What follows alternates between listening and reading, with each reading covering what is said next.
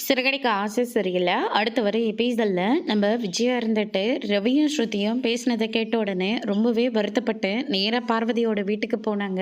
அங்கே வந்து சிந்தாமணி கிட்ட நீங்கள் ஏன் இப்படியெல்லாம் பண்ணிக்கிட்டு இருக்கீங்க, மீனாவுக்கு எதிராக இப்படி பண்ணாக்க எதுக்காக அந்த நீத்துக்கு சப்போர்ட் பண்ணுறீங்க, அவளுக்கெல்லாம் எதுக்காக நீங்கள் பூ சப்ளை பண்ணுறீங்க, இதனால் வீட்டில் இவ்வளோ பெரிய பிரச்சனை தெரியுமா, உங்கள் ஃப்ரெண்டு சிந்தாமணி தான் இதுக்கு எல்லாத்துக்குமே காரணம், முதல்ல அவங்களுடைய ஃப்ரெண்ட்ஷிப்பை கட் பண்ணுன்னு சொல்லிட்டு ஏன் ஸ்ருதியும் ரவியும் வந்து பயங்கரமாக பிரச்சனை பண்ணிட்டாங்க. ஆனால் சிந்தாமணி அப்படி பண்ணுற ஆள் இல்லைன்னு சொல்லி உங்களை பற்றி நான் ரொம்ப பெருமையாக வர சொல்லிட்டு வந்திருக்கேன். தயவு செஞ்சு அந்த நீத்துக்கிட்ட சொல்லி அந்த பேரையும் அதே மாதிரி அந்த பிஸ்னஸையும் எப்படியாவது முடிச்சு விட்டுருங்க அப்படின்ற மாதிரி சொல்லிக்கிட்டு இருக்காங்க.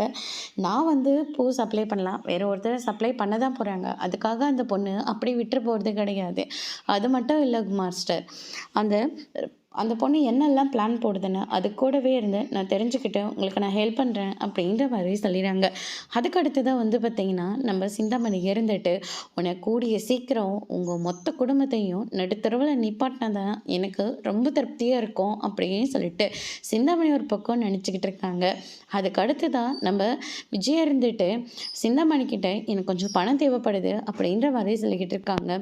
ஏற்கனவே அந்த வட்டிக்காரங்களை தான் நான் போய் பார்த்துட்டு வந்தேன், இங்கே பாருங்க வீட்டு டாக்குமெண்ட்டை வச்சு இவ்வளோ பணத்தை நாங்கள் வாங்கியிருக்கோம், அவங்க சொன்ன டைம்குள்ளே நம்ம பணத்தை கட்டாமல் விட்டுட்டோம்னா கண்டிப்பாக வீடு நமக்கு கிடையாது, அவங்களே வந்து அந்த வீட்டை எடுத்துப்பாங்க அப்படின்ற மாதிரி சொல்கிறாங்க.